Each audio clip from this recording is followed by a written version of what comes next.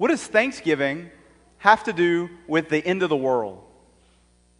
Or maybe, what can Thanksgiving teach us to prepare us for the end of the world?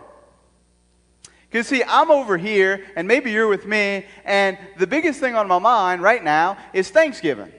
Because Thanksgiving is coming, and it's Thanksgiving week, and I don't know about you, but my schedule looks different this week. It's kind of more relaxed, and I'm excited about that. What's on my mind is Thanksgiving, and also that the Saints were beating the Eagles 24/7 at halftime. But mostly what's on my mind is Thanksgiving, and Jesus is over here talking about the end of the world. Can Thanksgiving teach us anything that prepares us for the end of the world? Well, to answer that question, we have to ask another question. What exactly is Jesus talking about? With the sun being blotted out and the moon being darkened, or maybe it's the other way around, and the stars falling from heaven. Well, in the gospel today, Jesus is talking about two things. He is talking about the end of the world. And he's talking about the destruction of the temple in Jerusalem. What is that? What is this temple in Jerusalem? What is that all about? So, when God rescued his people from slavery to Pharaoh in Egypt, you remember the story? Moses comes to Pharaoh. God says, let my people go. And then there's the plagues and all this and the Red Sea. And God rescues his people out of Egypt. And they go to this place called Mount Sinai. Moses goes to the mountain. God gives everybody the 10 Commandments. And God says, here's how you're supposed to pray. Here's how you're supposed to worship me. And there were all sorts of things in that law where God told his people how to worship him. And one of those things in that law was, it said, well, you'd come to Jerusalem eventually. We saw it was Jerusalem. And you would come to Jerusalem and you would offer stuff. You would offer incense to God. Sound familiar? You would offer, the priest would offer bread and wine to God. Does that sound familiar? And every day they would offer animal sacrifice. They would take bulls or goats or lambs or oxen, depending on what the sacrifice was for, and they would bring them to this big bronze altar outside. It wasn't a little altar like this; it was a big old thing. You like put animals and people on top, and they would go on the altar and they would slaughter these animals. They would pour their blood out, and the blood of the animals would go into these little drains in the side of the altar, and it would run down out the side of the temple and into the river, and it would mix with the water of the river and go out of the city. They would offer these sacrifices to be close to God. But Jesus came, and Jesus said, I've come to fulfill all of that. I have come not to abolish, but I've come to fulfill all of that sacrifice. I've come to show you what it means. And the book of Hebrews that we heard in the second reading, that we've been reading from in the Bible for a few weeks now, shows us that we don't need any more sacrifices of goats or of bulls or of lambs, because Jesus gave the perfect sacrifice. He said, there is no greater love than to lay down your life for your friends. It's not about sacrificing some dumb animal, but it's about choosing to give myself to serve you and to love you. And so Jesus comes and he offers the one sacrifice that takes away sin. And like the lambs in the temple would be slaughtered, their blood would pour out, and it would mix with the water of the river, of the Kidron River, going out of Jerusalem. So too, from Jesus' side, you remember? Flows out blood and water, in which we are washed and in which we are cleansed, and by which we get to not only sacrifice for other people, we get to not only offer ourselves to God, but we get to live in the joy of the resurrection. And now we don't offer bulls and goats and all of these things, but now we come to Mass and we offer on this altar our joys and our sorrows. We offer on this altar our desires and our choices. We offer on this altar our very selves. We get to be united with Him. We come and get to participate, not to crucify Jesus again, not to do this all over again, but beyond space and time, to enter in to the sacrifice that takes away all of our sins, and we come and we say thank you. We come and we offer bread and we offer wine, and that bread and that wine is not merely a symbol, like the bread and the wine was back in the temple, but that bread and that wine become the body, blood, soul, and divinity of Jesus Christ. The bread and the wine becomes God because God says so, and we call that the Eucharist. And the Eucharist is a Greek word, and it means thanksgiving. And we come and we give thanksgiving to God at this altar, offering Him all of our joys and all of our tribulations. And so Jesus is telling the people, He's telling the Christians, He's telling His followers that, hey, this temple, not only is the sacrifice passing away, not only am I giving you a better sacrifice, not only am I giving you the Mass, but hey, within one generation, this temple is going to be destroyed. The whole thing about the sun and the moon and the stars falling from heaven, that's symbols of the temple being destroyed.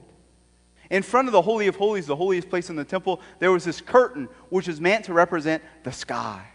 With the stars, it was meant to represent the heavens. And you remember what happened to that curtain when Jesus died on the cross? It was torn in two from top to bottom. The temple will be destroyed within one generation. And Jesus said in a little bit that we didn't read today, when that happens, you better get out of here. You better go and run and hide in the hills. And you know what happened? A generation in Jewish thinking is about 40 years. Jesus is saying this stuff at around 33 AD or so, and the temple was destroyed in 70 AD. 70 minus 30 is 40. One generation, the temple is destroyed. And you know what happened to Christians? You know what they did? They ran and went hide in the hills because they knew that Jesus was talking about the temple being destroyed. And so they went in the hills, and archaeologists tell us that they had caves and tunnels that were connected to one another, where they stayed and where they were protected until the tribulation was over, until they were able to come out. The temple was destroyed. Jerusalem was destroyed. 1 million Jews were dead. But they were saved by their obedience to the word of the Lord. But that was not the last of the trials of the Christians, was it? No, they came out of the caves, and the Christians in other places were faced with different struggles. And the big struggle was this: are you going to worship God or the emperor? Are you going to worship God or the emperor? All you got to do is get down on your knees and pray to the emperor. But that would be breaking the first commandment. And if you don't worship the emperor, but you worship God instead, if you're lucky, you're going to be beheaded. If you're not lucky, you're not a Roman citizen, maybe you'll be crucified. Or maybe you'll be fed to lions. Troubles will come. Are you going to worship God or the emperor?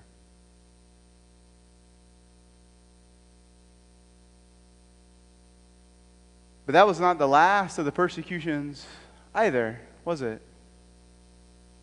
Jesus is talking about the destruction of the temple, and Jesus is also talking about the end of the world.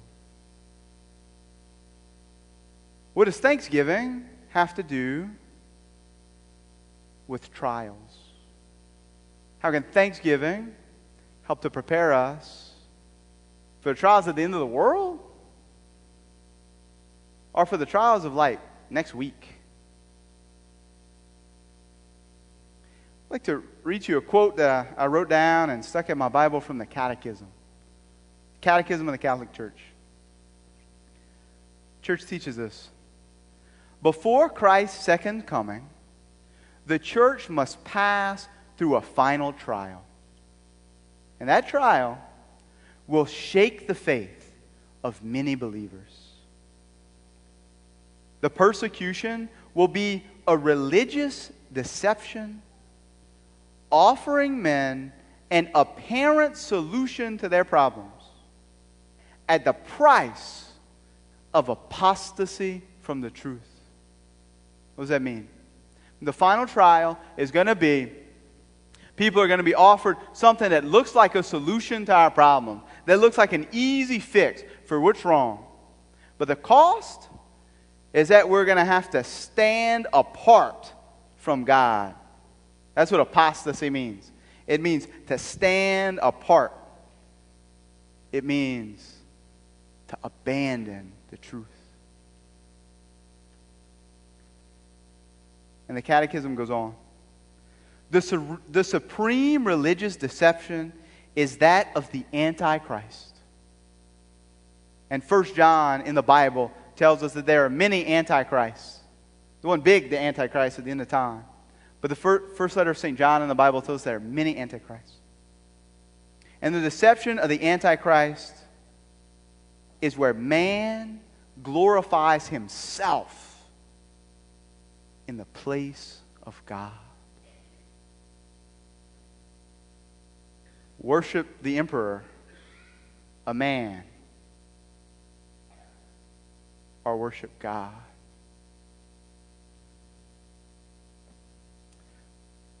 We are not in that final trial. We could be tomorrow, or next week, or next year, or 1,000 years from now. I don't know when that's going to happen. In fact, nobody knows. I don't know. You don't know. The people on TV who say that they know, they don't know. Nobody knows because Jesus said nobody knows. But regardless of when the end of the world is going to happen, regardless of when the trial is going to be, I think some of those things might sound familiar.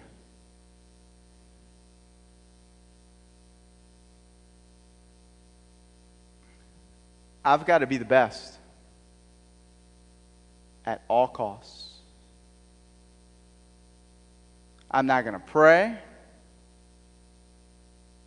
I'm not going to be with my family. I'm not going to care for those whom I love. Because I'm always working to be the best. I'm going to put others down because I can only be the best if I step on top of them. And I'm going to insult people, and I'm going to gossip about people. I'm going to do anything I can. If I can't be the best, at least I'll look like the best.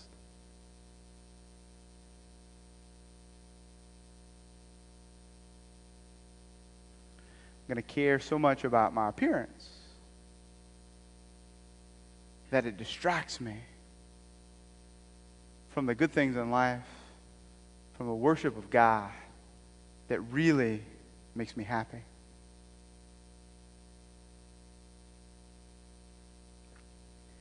this deception offers to you and to me an apparent solution to our problems. That means it looks like a solution, but it actually only leads us deeper into problems. Because if I can go find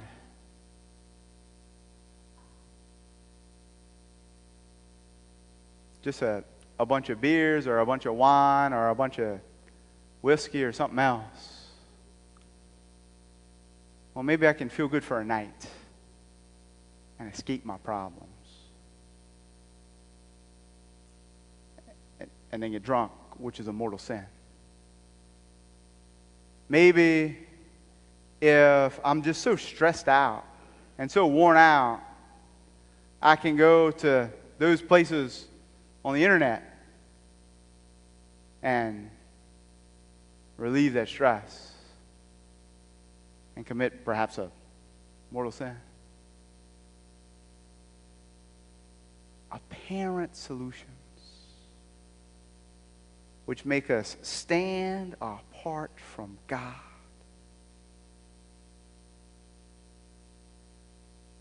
None of us want those. Not really. What we want is to stand with God. What we want is to live the life of joy. What we want is to persevere through all those tribulations in our lives.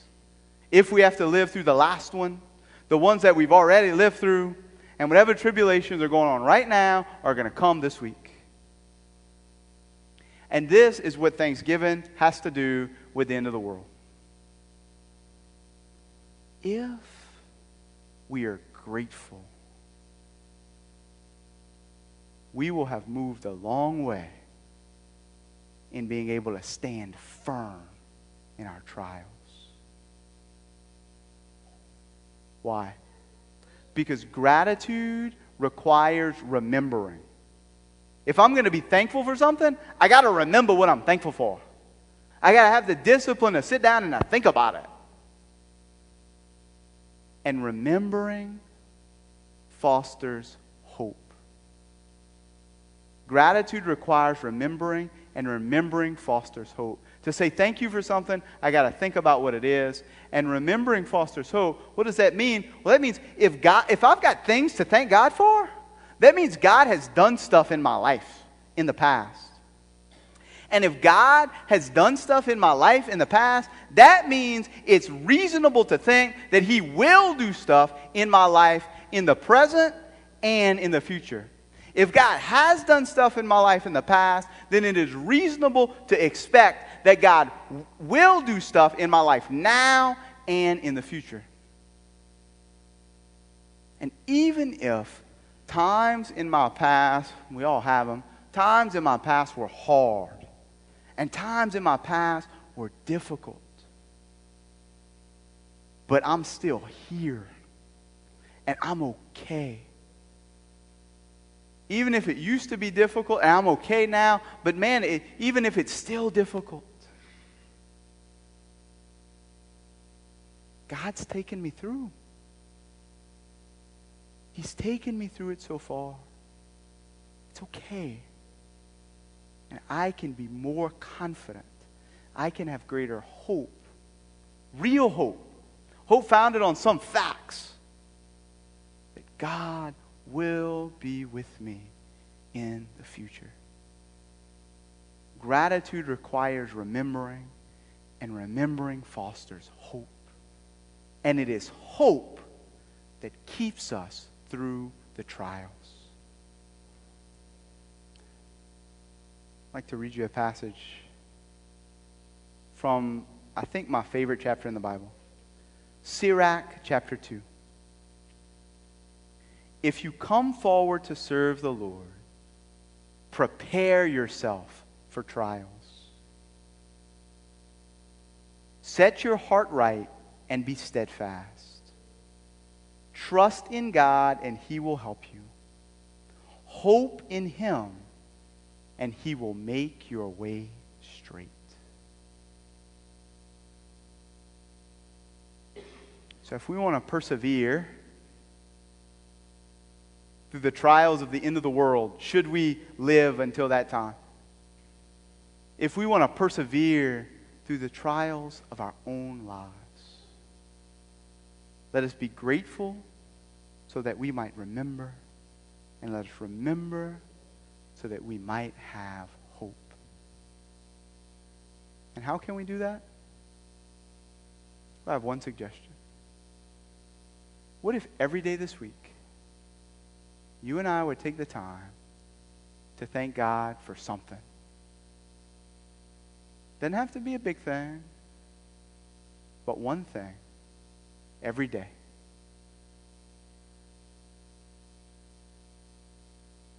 Perhaps that would be the best way for us to celebrate Thanksgiving. That gratitude might help us to remember, and that remembering we might have hope.